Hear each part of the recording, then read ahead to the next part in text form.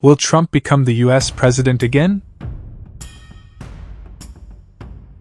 When it comes to Donald Trump, people seem to have very strong opinions. They either love him or hate him. There is hardly any gray area. It's all black and white. A majority of Americans seem to have very negative opinions of his presidency between January 2017 to January 2021. However, Trump also has a large number of extremely loyal supporters. The question is, will these supporters be enough to make him the US president again? To understand the likelihood of Trump returning to the White House, it's necessary to learn how he became the US president by winning the 2016 election. Let's start with the Republican primaries first. When Trump announced his run for presidency in 2015, he ensured that he'll get plenty of media coverage. After all, he was popular as a real estate mogul, was considered as quite charismatic, known for his abrasive style, with a flamboyant attitude, apart from being a host of a popular TV show. Trump started the announcement of his candidature with very controversial statements against the illegal immigrants from Mexico. Initially, Americans looked at him as a protectionist, anti-immigration proponent like Pat Buchanan, whose support base was very limited. There was speculation he was in the race just to seek attention. Nobody gave him a chance of winning the Republican primary. Trump had never been a politician, but has been in the political circles, and had contributed generously to candidates from both parties. Having lived in New York all along, a traditional Democratic stronghold, Trump seemed to have more friends in the Democratic Party than his own. The perception game took a big turn when the televised debates started airing. When Trump pushed his agenda, and went after his Republican primary opponents with very sharp language, his opponents were unable to match him with counterattacks. Trump's style lacked political correctness, and there were no limits to how blunt his language will be. His primary opponents like Jeb Bush, Ted Cruz, Marco Rubio, Chris Christie, Rick Santorum, and others, were old-style Republican politicians who had to stick to their traditional line of republicanism. Trump did not follow those strict, conservative lines on free trade policies or market-oriented globalism that his Republican Party had long endorsed. Given the freedom of having his own style, he was able to criticize strongly against those who had rigid Republican ideologies, which were not always popular. Also, since Trump didn't have a political track record of his own, he could pounce on his opponent's past mistakes, with no rebound from them. It became obvious a few months into the primary season, Trump is a strong candidate, and may even win the nomination.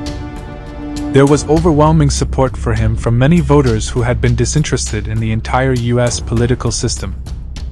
They were usually the low-income group white voters who had lost their faith in both political parties. The Republican-leaning media, press and the talk show hosts, who had been hesitant to support a maverick with a mercurial character, seemed to slowly turn around and rally behind him. With all the momentum in his favor, Trump grew more assertive and aggressive. While promising too many things to his supporters, he went after his opponents with absolute disregard for any norms or any sense of courtesy. Eventually, Trump became the Republican nominee and faced his Democratic opponent, Hillary Clinton, for the US presidency.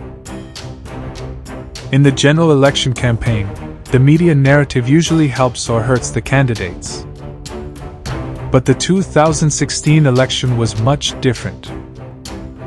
As much as the left-leaning mainstream media seemed to have developed a deep distaste for Trump, they didn't seem to like Hillary Clinton either.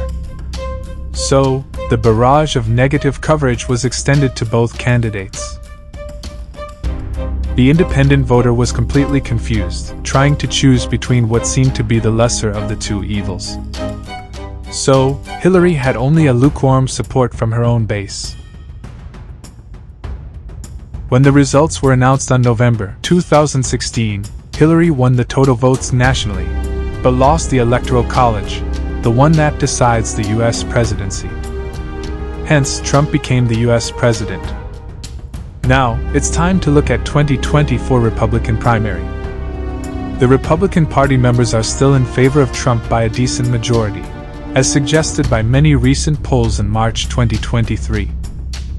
Trump's main rival appears to be the Florida governor, Ron Desantis, though he hasn't officially entered the race.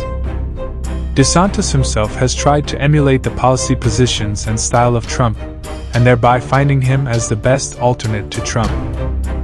Trump's age of 76 may be a factor against him, but he seems to be in a much better shape than the current US President, Joe Biden. Trump's loyalists, especially within the Republican Party, are quite strong in their support. Despite so many negative events surrounding Trump, these die-hard loyalists have not abandoned him.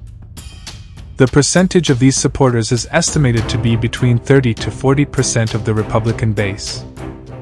In a multi-cornered contest, a vote share of that level can easily win the primary. However, there is a caveat. The number of candidates usually dwindle after the initial contests. Those who have done very poorly, or who have run out of campaign money, drop out. At some point, the Republican primary will become a two-member contest. Trump is most likely to be one of the two contenders left in the primary at that point in time, and for argument's sake, let's assume the other contender left is Ron DeSantis. With such high-level staunch loyalist support, Trump will need only a small fraction of the remaining voters to find him as the more attractive candidate than DeSantis. During the primary, every dirt on DeSantis that's been uncovered so far will be dug and thrown at him by Trump's campaign, which can only lessen his support base. On the other side, Trump's die-hard supporters have barely moved over the years. So, what happens if Trump becomes the Republican candidate?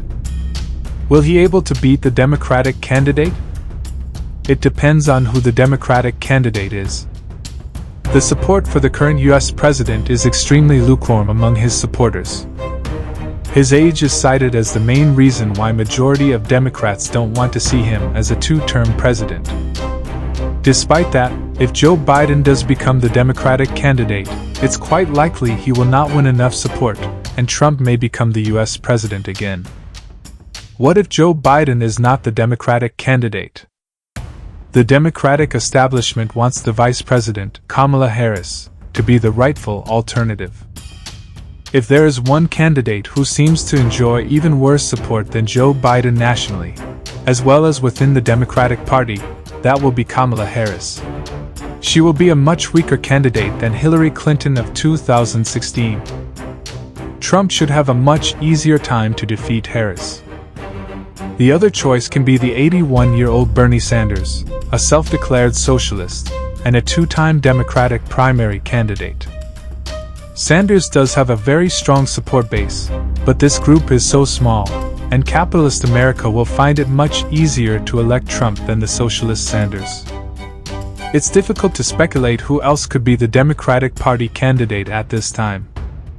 It can be safely said, there is no Democratic candidate who will come with a staunch loyal base. So, in summary, we can definitely say that there are plenty of pathways for Trump to be back as the US president, though it's too early to make any definitive statement. Thanks for watching.